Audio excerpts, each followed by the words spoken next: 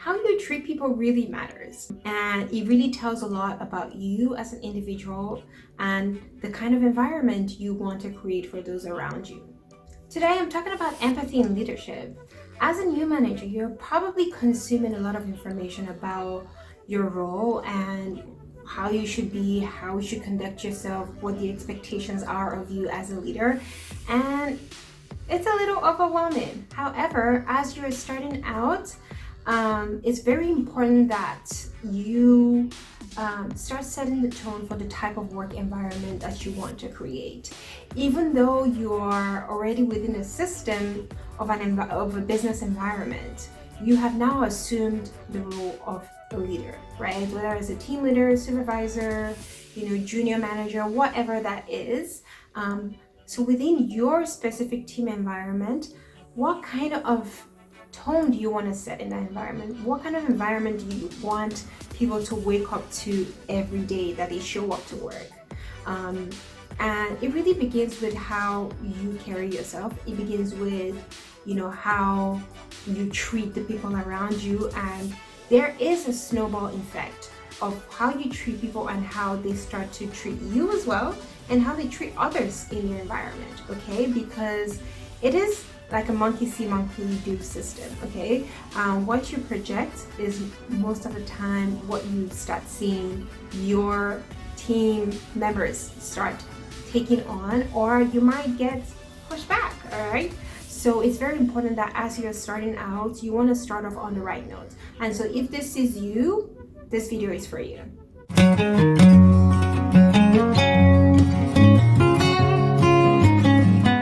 Welcome to another episode on the Growth Leadership Cafe. If this is your first time coming across my YouTube channel, you're very welcome. It means that you're in search for tips and tricks on how to build your capacity as a leader. And so you're in the right space, because on this channel, it is dedicated to the newbie managers. I talk about all things personal and organizational leadership.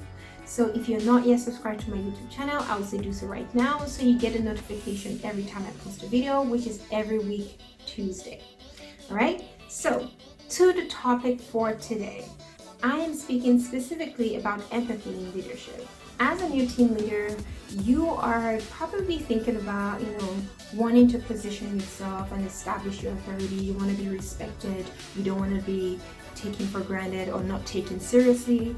However, how do you do that in a unique way that feels natural, that doesn't, create a threatening environment that is inherently damaging to your team environment and will most likely be very detrimental to your, authority within that space? All right. So I want to begin by saying that empathy is so important, because we get into that bubble of wanting to establish your authority and coming up firm. And there's nothing wrong with being firm. It's being firm, being fair, but also allowing for flexibility, accommodating people's requests, being kind and generous and just thoughtful in how you treat people.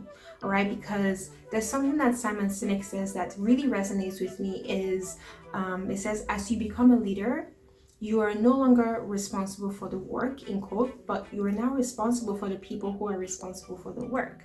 Okay, so if you don't take care of them, if you don't treat them well, they're not going to take care of the work. It's really that simple. All right, so what kind of environment do you want to create for your team? Are they excited to be at work? Do they want to connect with the people that are in their team? Do they want to share with each other? Because ultimately that impacts your business outcomes. That impacts the extensiveness or how invested that they are in your work, right? If you are shutting people down, if you don't give people the room to share their thoughts with you or disagree with you, or even give you feedback that sometimes is not constructive, right? You're going to stifle growth. You're going to see people who have become numb to the work and just don't have love for the work anymore, and you're going to see in their work, in the quality of their work. And ultimately everyone has a responsibility to their work, but people would sometimes stay with you and stay with your organization not necessarily for how much you pay them, but because they really just like their team members. I like the people that I work with, so obviously I want to get up, I want to do more, I want to go above and beyond because I know that my team needs X, Y, and Z, and this is a way that I can help. All right, so when I talk about empathy and leadership, empathy is being sensitive to the needs of your team. When someone is sharing something with you and saying, this is how I'm feeling, how are you processing and responding to that situation in a way that is not disempowering to the person who's decided to disclose something to you? Obviously, your position comes with authority, it comes with influence. However, if you use that in a way that is threatening to the people around you, they're going to take a step back. You're probably going to get pushback from some people who just would disagree with your methods, and even when you have the best intentions, you will get that pushback from people, you will get that rejection, and they're like, why are you doing this, right? So first of all, one thing that I would say as you assume this new role is make sure that you're connecting with people, but include them in the process. So if there's decision-making aspects of it, obviously there are times that you might need to make that executive decision because maybe depending on the urgency of the situation or the sensitivity of the matter, you do want to exercise that power, but it's also knowing when to use the power, right? However, what I would say first of all is making sure that you're including people in the process, let them feel a part of it, because it is a team environment. So put that T in team environment, right? So make sure that you're including them in the decision, like consult them, because these are people who gone to school, they have built themselves, they have whatever years of experience or educational background, and so like consult them, let them feel like this is something that we are doing together. All right, so that's the first point, is making sure that you don't feel like now that you're in this position you're above everybody, and so your word is the final say, and you don't want to ask people questions, you're just telling them what to do. So I would say first of all, try to be as collaborative as possible as opposed to being directive, okay? Because again, you're going to even make people not feel like they even need to bother. They're like, well, she's just going to tell us what to do, he's just going to tell us what to do, so like they don't even need to bother using their intellect to do things. The other thing I would say is, if people make a mistake, there is a lot of this cancel culture going on. Please do not get into that rabbit hole, because we're not all perfect, nobody is, right? And so people are going to make mistakes, people are going to slip here and there, yourself included, you make mistakes too, right? So we need to give that margin for error, that people are going to make mistakes, they're going to do the wrong thing. All right, so when that happens, please correct people with love. It doesn't have to be malicious, even though you know that they could have done better. Okay, so correct people with love, give them the room to make mistakes, because that's where they learn and that's where they grow from it. Make sure that you're not demonizing them for making a mistake, right? It could really have been an honest mistake, it could have been careless, it could have really just been an oversight on their part. So make sure that you are considering that as well, and just forgive it, okay? And talk about what you would like to see them do differently, and have that conversation. And it might just be that they really did not know, right? So make sure that you're giving room for that. The other thing is being as flexible as possible. They say even when you are the most organized person, anticipate that sometimes things might not just turn out the way you want it, right? And so in that moment, what do? Did you get frustrated and projected on your team members? Or do you like, okay, this has happened, as opposed to dwelling on the problem or the issue or whatever has happened or mishap, it's like, okay, what do we do, right? Just have that mindset to problem solve, like what's the alternative?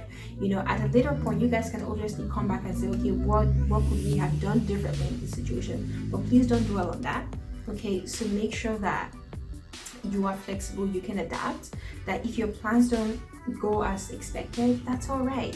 That happens a lot than we actually think. In the project management world, You can have all these great plans, but in the end, they're just plans. When you start implementing, there are factors that are external to you that you don't have control over. Things will happen that will just kind of ruin what you hoped would happen. And so not beating yourself up, not projecting that frustration, and anger on your team because it didn't go as planned.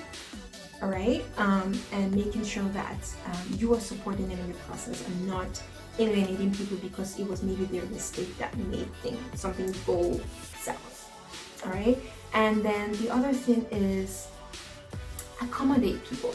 All right, so if you know that someone is really interested in something, indulge them. Be interested in the things that your team is interested in. All right. And so if there's something they're really interested in, maybe give them that project. If there's something that's very related to that, give them that project. Trust me, you will see more ownership on their part because it's something they're very interested in. Okay, so, and if you know that it's something that they're not so great at, maybe pair them up with someone who has that skill and can support them in building their capacity in that area. When you enter a team environment, you're no longer thinking for yourself. You're really thinking about the team outcome, and making sure that you're creating an environment where people feel safe enough to share their thoughts, to disagree with you, because that's where the learning happens. All right, you don't know everything, and God forbid, that's a lot of responsibility on one person to have all the answers. It's a lot of pressure. Just be kind, be thoughtful. If it's maybe you went out and you know that Sandra really likes coffee, there's no harm in getting Sandra coffee. Okay, I'm not saying go about and just buying people gifts and making that some of an expectation that people should be buying, none of that. But just make sure that you're creating an environment of love and kindness, because at the end of the day, when your team goes home, or when they think about their work environment and their leader, because it's monkey see, monkey do. It's what you do, that's how they will start taking on some of those qualities as well. All right, so if you're a terrible boss, be rest assured that is going to snowball into some members of your team, even if it's not everyone. And so if that one person on your team becomes a leader tomorrow, some of those things that they've seen you do, they will want to do that. And we want to be the best models for our team in it, right? So make sure that you are creating an environment, like you are a mirror for your team. And so when they look in that mirror, what do they see? Do they see compassion? Do they see, someone who is really invested in their work and is kind and generous and considerate of people around you? Trust me, the people that you work with, you only see a very minuscule fraction of their life. All right? You don't know what else happens in their life. So be kind. They say if you can be anything in the world, is be kind. Make sure that you are, just treating people with love, with respect. If you're going to talk to someone, talk to them like you would want to be spoken to. Do you want to undermine them, publicly disgrace them, or call out something that they did in a way that just makes them feel antagonized or picked on? Nobody wants that. So be about your work. Be about all of the things that you expect for your team. Do those things as well. But ultimately, be kind, have empathy, and make sure that you're projecting that in your work. If you really connected with anything that I said today, I would say give this video a like, or yet better still, subscribe if you're not yet subscribed to my YouTube channel. Let me know that you appreciate the content coming out of this channel. In your world of leading teams, you're going to be having multiple conversations, and so if that is a struggle for you, I have something that I call my confrontation to conversation, which is essentially a 5-step thinking and doing process. It is something that has worked for me over the years, and it's something that is working for my clients. So if you struggle with having difficult conversations, or just having conversations that may seem a little difficult, this is something that you want to take advantage of. So I will put a link to it in the description box below. Download it, it's free of charge. And let's help each other out and just show love everywhere that we go. Anyways, that's all for now. Until next time, take care of yourself, and I'll see you next time.